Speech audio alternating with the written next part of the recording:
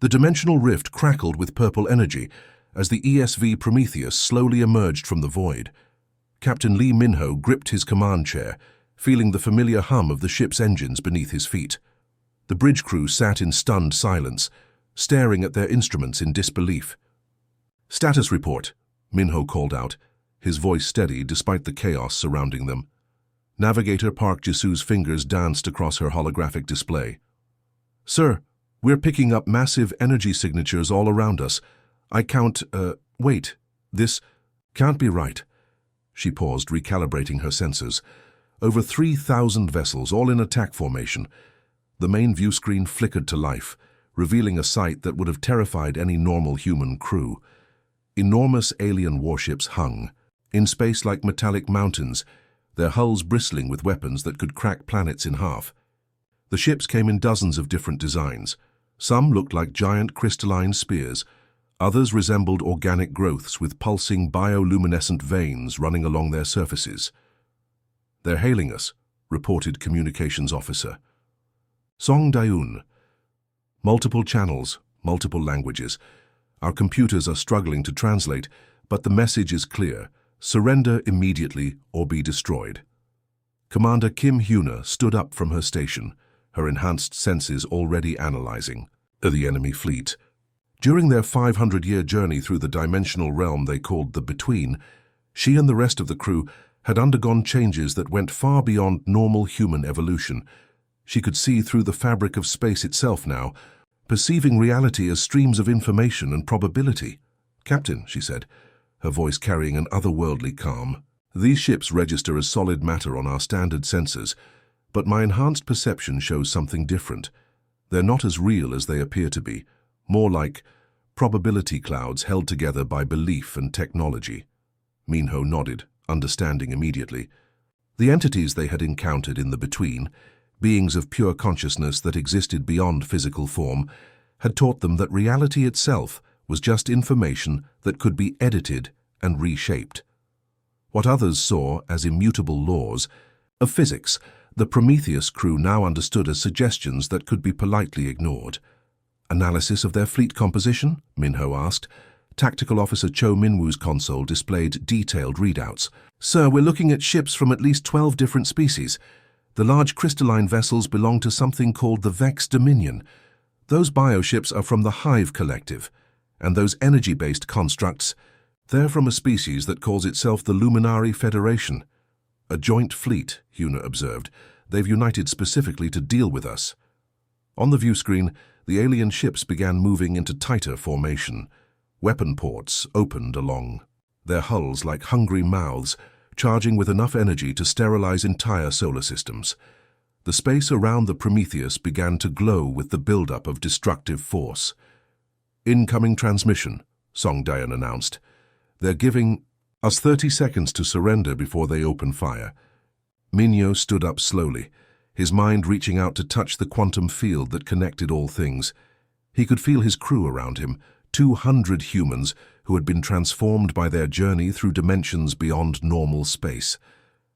They were no longer bound by the limitations that had once defined their species. "Sir," Park Jisu said urgently, "their weapons are charging. Energy readings are off the charts. Even our enhanced hulls won't survive a concentrated bombardment from this many ships."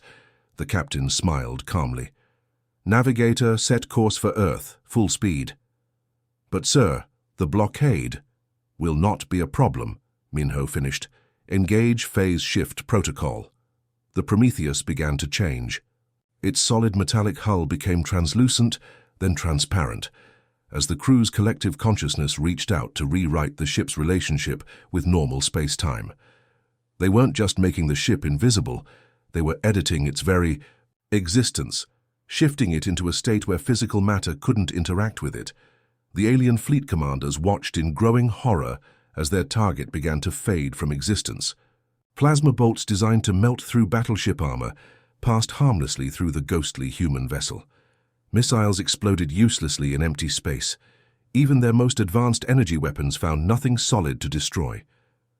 "Impossible," whispered Admiral Kethvar of the Vex Dominion, his crystalline form vibrating with shock. No known technology can achieve this level of matter manipulation. The Prometheus glided through the blockade like morning mist passing through a forest. Thousands of the galaxy's most advanced warships hung helpless in space, their crews staring at instruments that insisted their target was simultaneously there and not there. As the human ship passed the final line of alien vessels, it began to solidify again. Captain Minho's voice echoed across every communication channel in the fleet, speaking in perfect translations of each species' native language. "We are returning home," he said simply. "We offer no threat to those who offer no threat to us." But the age of keeping humanity caged in, the sky above Seoul shimmered like water as Dr. Choi So-min's consciousness gathered itself into physical form. She had traveled from the Prometheus, not by shuttle or teleporter, but by simply deciding to exist in a different location. Her atoms reassembled themselves from the quantum foam that filled all space, rebuilding her body exactly as it had been moments before. Around the globe, similar manifestations were occurring. The crew of the Prometheus appeared in major cities like ghosts becoming solid, their enhanced minds no longer bound by the crude limitations of distance and matter. In Tokyo, engineer Park Seung-ho materialized on top of Tokyo Tower, his perception scanning the city's infrastructure. In New York, communications officer Song Daeun stepped out of thin air in Times Square, causing several tourists to drop their cameras in shock. Dr. So-min took a deep breath of Seoul's air and immediately frowned. Her enhanced senses could perceive every molecule, every trace chemical, every particle of pollution that hung in the atmosphere like a toxic fog. The damage was worse than she had expected. 500 years of unchecked industrial growth had turned Earth's once pristine air into a cocktail of harmful compounds. "This won't do at all," she whispered, her consciousness expanding outward like ripples on a pond. Her awareness touched every cubic meter of atmosphere around the planet. She could see the carbon dioxide concentrations, the heavy metals, the plastic, microparticles that had worked their way into every living system. In the between, the entities of pure thought had taught her that matter was just information arranged in specific patterns. Change the pattern, change the matter. With a gentle, mental push, she began rewriting the molecular structure of Earth's entire atmosphere. Carbon dioxide molecules found their bonds dissolving, their carbon atoms drawn down to become rich soil, while oxygen was released into the air. Pollutants transformed into harmless compounds or simply ceased to exist. The toxic haze that had hung over major cities for decades began to clear as if pushed away by an invisible wind. Meanwhile, Captain Minho walked through the security checkpoints of the United Nations building in New York.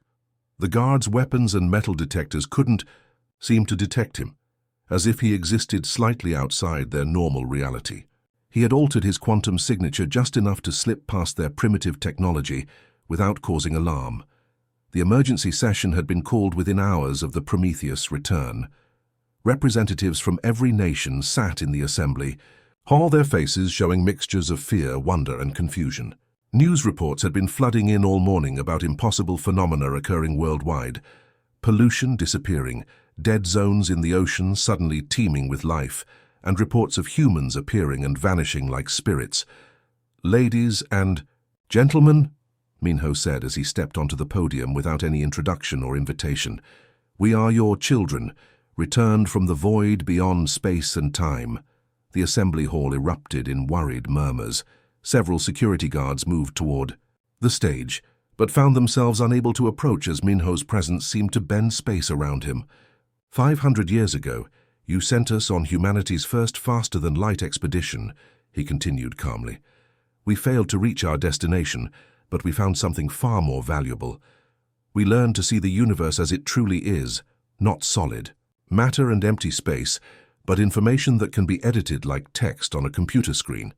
To demonstrate, engineer Yoon Taemin materialized beside him on the stage. The security guards reached for their weapons, but their hands passed through empty air as the guns briefly shifted out of phase with normal reality. Taemin gestured toward the building's indoor garden, where several potted plants sat withering under artificial lights. The representatives watched in stunned silence as the dying vegetation suddenly exploded with life. Stems thickened and stretched upward, leaves unfurled in brilliant shades of green, flowers bloomed in colors that seemed more vivid than nature had ever intended.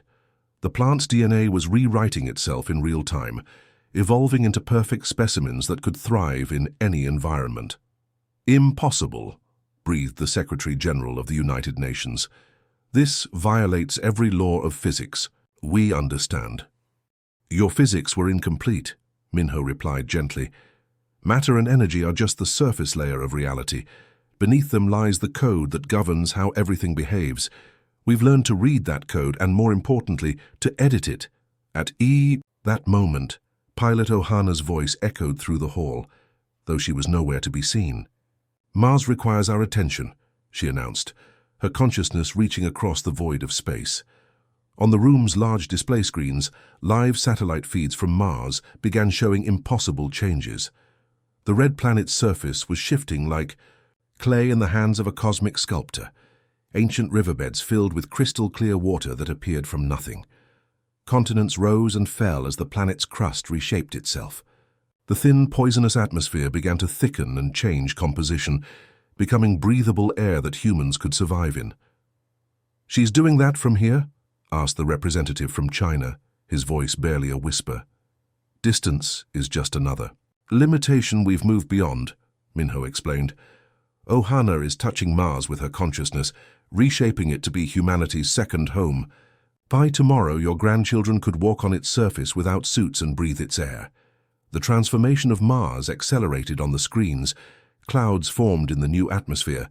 Green patches appeared on the continents as plant life spontaneously generated from the quantum field. Within hours, humanity's sister world was becoming a paradise that would have taken centuries to terraform using conventional technology. The representatives sat in shocked silence, struggling to process what they were witnessing. Humanity had sent out 200 explorers 5 centuries ago and gotten back 200 gods. The crew of the Prometheus had returned with the power to rewrite reality itself, and they were using it not to conquer or destroy, but to heal their homeworld and expand humanity's reach to the stars. Dr. Solmin's voice drifted through the hall like a gentle breeze. "The work is complete. Earth's atmosphere is now cleaner than it has been in 500 years. Your oceans are healing. Your forests are growing stronger. We've come home not as conquerors, but as gardeners, ready to help our species bloom." Among the stars, the bridge of the Hegemony command ship, Dominator hummed with nervous energy as Admiral Veltar studied the tactical displays. His crystalline body, grown from living diamond over 3 centuries of warfare, reflected the red glow of alert lights across his angular features. Never in his long military career had he seen such a massive fleet assembled for a single target. "Fleet. Status report," he commanded, his voice resonating like crystal bells. His tactical officer, a biomechanical hybrid named Zix-9, interfaced directly with the ship's systems through neural cables plugged into the base of his skull. "Sir, we have achieved perfect coordination. 2,000 ships from the Crystalline Dominion, 1,500 from the Biomechanical Collective, and 800 energy constructs from the Luminary Federation. Total firepower equivalent to cracking 17 star systems." Through the massive viewports, Veltar could see the assembled armada stretching across space like a metallic constellation. The Dominion ships gleamed like jeweled daggers, their hulls grown from living crystal that could repair itself and adapt to different types of damage. The collective vessels looked like nightmarish fusions of metal and flesh, with organic components pulsing alongside mechanical systems. The Federation. Ships were the most alien of all, beings of pure energy who had constructed vessels from solidified light and controlled plasma. "Surely these primitive humans cannot stand against our combined might," Veltar whispered to himself, but doubt crept into his voice. The reports from the initial contact were troubling. Human vessels that could phase through solid matter, atmospheric, changes that occurred instantly across an entire planet, and technology that seemed to ignore the fundamental laws of physics. "Admiral," called out his communications officer, a tentacled creature whose species had been conquered by the Dominion centuries ago. "We're receiving reports from our advanced scouts. The human homeworld shows massive energy signatures, But they're unlike anything in our databases. It's as if reality itself is being edited. Before Veltar could respond, the bridge lights flickered. A strange shimmer appeared in the center of the command deck, like heat waves rising from hot pavement. The shimmer solidified into the form of a human woman, with short black hair and eyes that seemed to contain swirling galaxies. Commander Kim Hyuna stood calmly in the midst of the alien bridge crew, her presence causing several of the more sensitive species to step back in instinctive fear. She wasn't threatening in any physical way, but something about her existence made reality feel unstable around her. "Your weapons will not function here," she said gently, her voice carrying across the bridge, despite the fact that she shouldn't be able to breathe in the ship's alien atmosphere.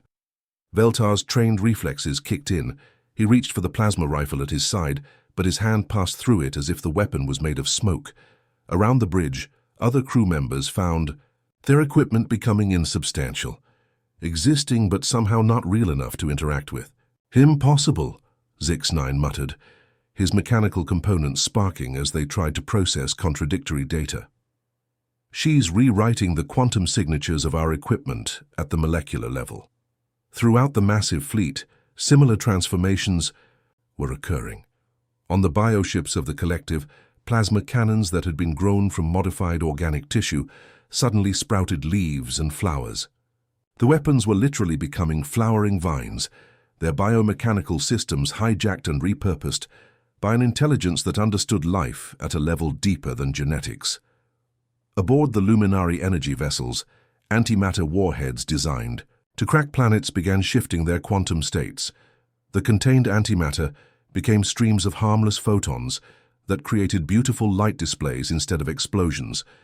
Missile tubes filled with butterflies made of pure energy that fluttered out into space like living rainbows. "Status report from all ships," Veltar demanded, his crystalline voice cracking with stress. The responses flooded in through multiple communication channels. Every ship in the fleet was experiencing the same phenomenon. Their weapons were transforming into harmless objects. Their targeting systems were displaying poetry instead of coordinates, and their shield generators were creating protective barriers around nearby asteroids instead of their own hulls. Then Captain Minho's voice resonated through every ship simultaneously, speaking in the native language of each species despite the fact that there should be no way for a human to know these languages. "We offer peace," the voice said, carrying a weight of absolute certainty. "Your empires built themselves on the suffering of others. That age is ending." Admiral Veltar felt something strange happening to his thoughts. The burning desire for conquest that had driven him through decades of warfare was cooling like a flame being gently extinguished. Instead of seeing the humans as a threat to be eliminated, he found himself wondering why his species had spent so many centuries fighting instead of exploring the wonders of the universe.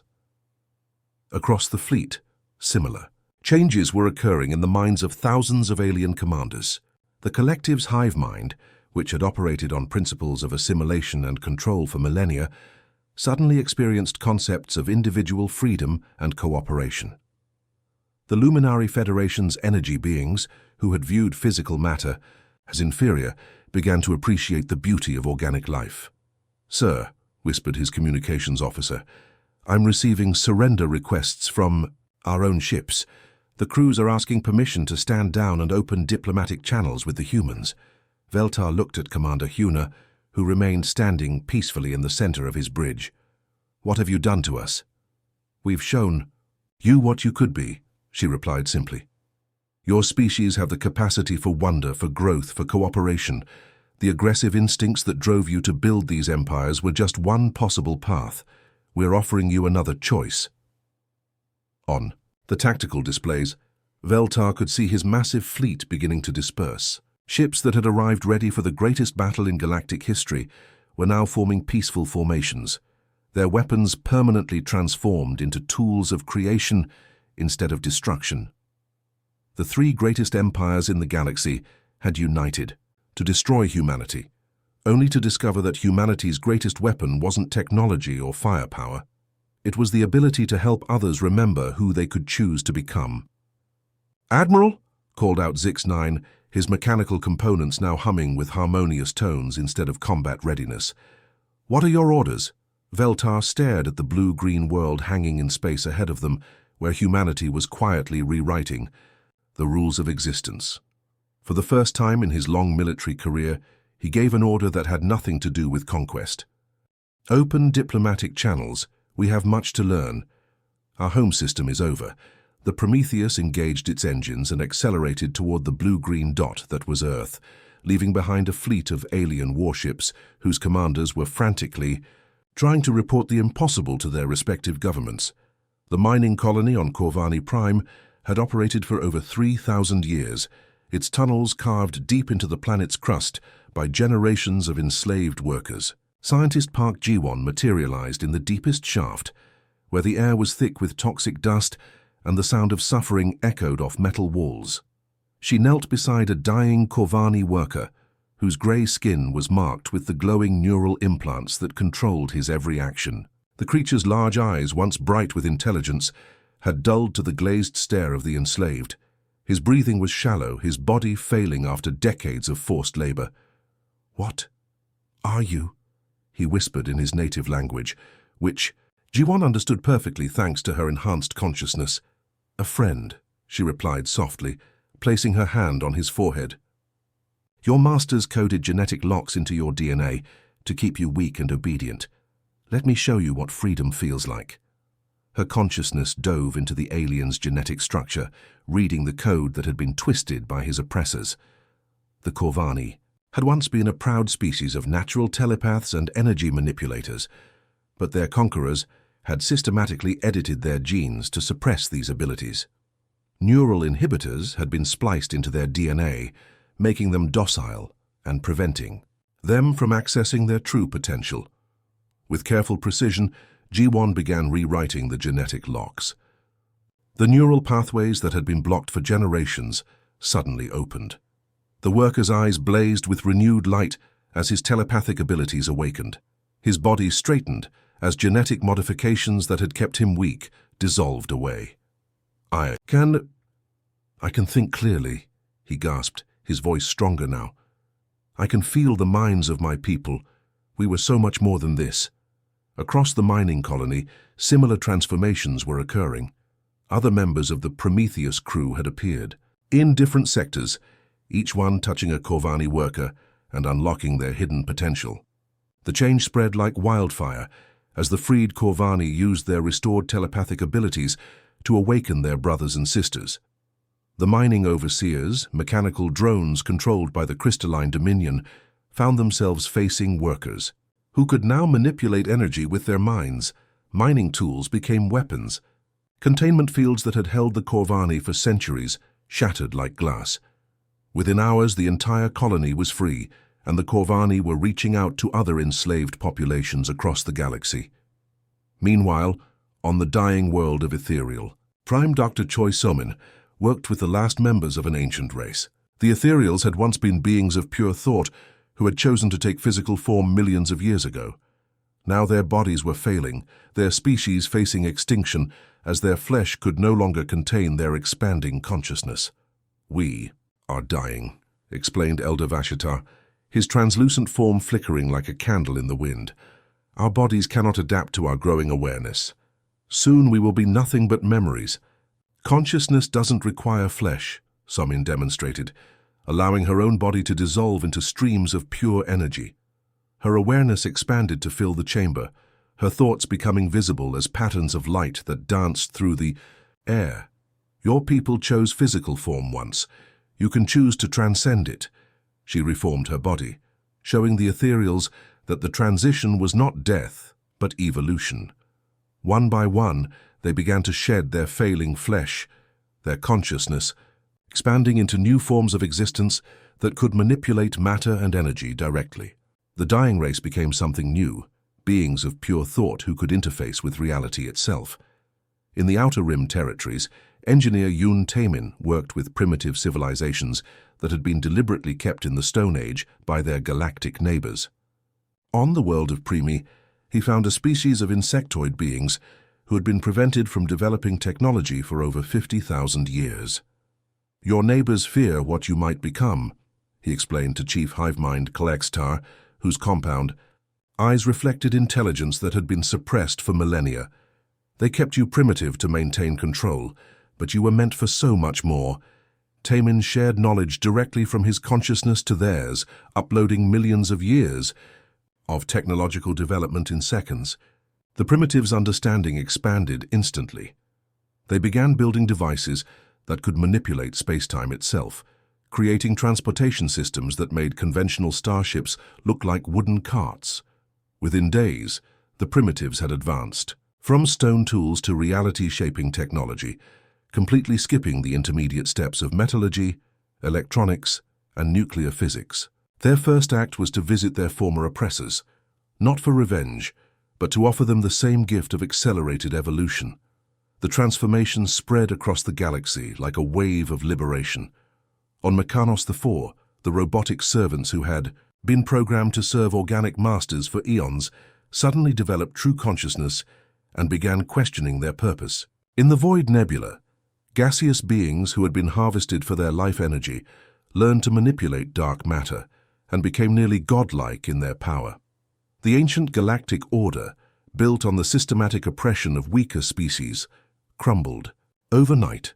The crystalline dominion found their slave worlds empty, their workers transformed into beings who could reshape matter with thought alone. The biomechanical collective discovered that their conquered populations had developed abilities that made their technology obsolete. The Luminary Federation watched in amazement as species they had considered inferior began manipulating energy in ways they had never imagined possible. Captain Minho stood on the bridge of the Prometheus, watching the transformation unfold across thousands of star systems. Reports flooded in from his crew members scattered throughout the galaxy. Species that had been enslaved for millennia were awakening to their true potential. Civilizations that had been kept primitive were leaping forward in evolution. The weak were becoming strong, and the strong were learning humility. "Sir," reported Navigator Park Jisoo, "we're receiving gratitude signals from over 40,000 worlds. Former slave species are offering to share their newfound abilities with us." Minho smiled quietly. This was humanity's greatest victory. Not conquest through force, but liberation through empowerment. The species that had kept humanity caged in their home system had taught them a valuable lesson. True strength came not from dominating others, but from helping them realize their full potential. The galaxy would never be the same. The age of empires built on oppression was ending, replaced by a new era, where every species had the chance to become what they were truly meant to be. New Geneva Station hung in Mars' orbit like a crystalline flower blooming in the void of space. The massive structure had been grown rather than built, its organic curves and impossible geometries defying everything humanity had once known about engineering. Through its transparent walls, the red planet below showed patches of blue ocean and green continents that sparkled under the Martian sun. Captain Minho stood on the observation deck, watching cargo ships from dozens of different species docking at the station's ports. A Corvani vessel that looked like living coral extended tendrils to connect with the station's biomechanical systems. An ethereal craft, made of pure crystallized thought, phased through solid matter to reach its designated berth. Former enemies now worked together as equals, their old hierarchies dissolved in the wake of universal uplift. "Amazing how quickly things change," observed pilot Ohana as she approached, her footsteps silent on the deck that adjusted its density to cushion her movement. Her eyes held that familiar gleam of excitement that meant she had important news to share. "The second wave ships are returning from the between," she reported, her voice carrying barely contained enthusiasm. Captain Park Jin-woo's Aurora emerged from dimensional space 3 hours ago. His crew has mastered time manipulation. They can slow or accelerate temporal flow around objects, even reverse localized causality. Through the station's viewports, they could see the Aurora approaching. The ship moved in stuttering jerks, as it practiced its temporal abilities, appearing to age and reverse age in seconds. Its hull shifted between pristine condition and centuries of wear, then back again, as the crew played with time like children with a new toy. "And Commander, Li Neon's Genesis?" Minho asked. "Even more impressive," Hana replied. They've mastered matter creation from pure thought. Yesterday, they created an entire moon just to test their abilities. Not terraformed an existing rock. They literally brought matter into existence from quantum foam and shaped it into a functioning world, complete with its own ecosystem. Navigator Park Jisoo materialized beside them, her form briefly translucent as she finished phasing through the deck from the level below. In her hands, she carried charts that hurt to look at directly. Dimensional maps that existed in 11 different planes of reality simultaneously. "We've mapped 17 new realities, sir," she reported, spreading the impossible charts on a table that adjusted its surface to display the multidimensional data. Each reality contains civilizations at different stages of development. Some are still discovering fire, others have achieved galactic travel but remain bound by old thinking about physics and consciousness. The charts showed branching paths through dimensional space, with notation in languages that hadn't existed 5 years ago. Some realities contained species made of living mathematics, others held civilizations that existed as pure emotion given form. Each represented an opportunity to share the gift of transcendence. Dr. Choi So-min appeared beside them without warning, her consciousness having traveled from the medical bays where she had been working with newly uplifted species. Her presence caused the air around her to shimmer with possibilities as reality adjusted to accommodate her expanded awareness. "The old empires are adapting slowly," she reported, though her tone suggested amusement rather than concern. "The crystalline dominion is trying to maintain control through economic manipulation instead of military force. The biomechanical collective has fragmented into smaller groups as their members develop individual consciousness. Some resist the changes, but most have accepted that strength through oppression is obsolete. Through the observation windows, they could see evidence of the new order everywhere. Corvani ships worked alongside their former Dominion oppressors, but now as equals, sharing knowledge freely. Ethereal beings taught primitive species how to transcend physical limitations. The galaxy had become a classroom where every species was both student and teacher. "What about the primitives from the Outer Rim?" Minho asked. "They've become some of our most enthusiastic allies," So-min replied with a smile. "Their rapid advancement has made them eager to help others experience the same transformation. They've established uplift academies on 12 different worlds." Minho nodded, watching Earth's blue marble spinning in the distance. The homeworld had become a pilgrimage site for species throughout the galaxy, all wanting to see the place where humanity had first learned to dream beyond physical limitations. Cities floated in the clouds now, connected by bridges of solid light. The oceans teemed with hybrid life forms that had been designed to clean pollution while creating beauty. "Sir," interrupted Communications Officer Song Daeun as she phased onto the deck, "we're receiving priority messages from the outer dimensional beacons. They've detected what appears to be a distress signal from Reality 18. A civilization there seems to be facing extinction from something they call the darkness that devours."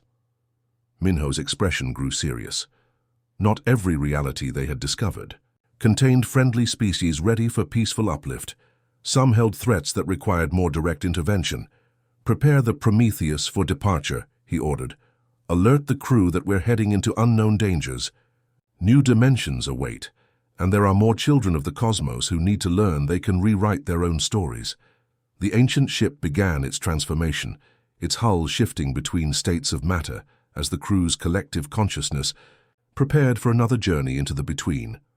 Around them, the Transcendent Alliance continued its work of peaceful expansion and mutual uplift, spreading the gifts of consciousness and reality manipulation to every corner of existence. As the Prometheus began to phase out of normal spacetime, Minho took one last look at the galaxy they were leaving behind. It had become a place where former slaves commanded fleets of ships that could reshape stars, where primitive species built wonders that surpassed the greatest achievements of their former oppressors, and where the impossible had become so routine that children played games with the fundamental forces of reality. The ship completed its transition into dimensional space, carrying its crew toward new adventures in realities beyond imagination. Behind them, they left a galaxy transformed, not through conquest or destruction, but through the simple act of showing others what they could become if they dared to dream beyond their limitations. The greatest victory was not defeating enemies, but turning them into friends. The strongest power was not the ability to destroy, but the wisdom to create and share that creation with others. The end.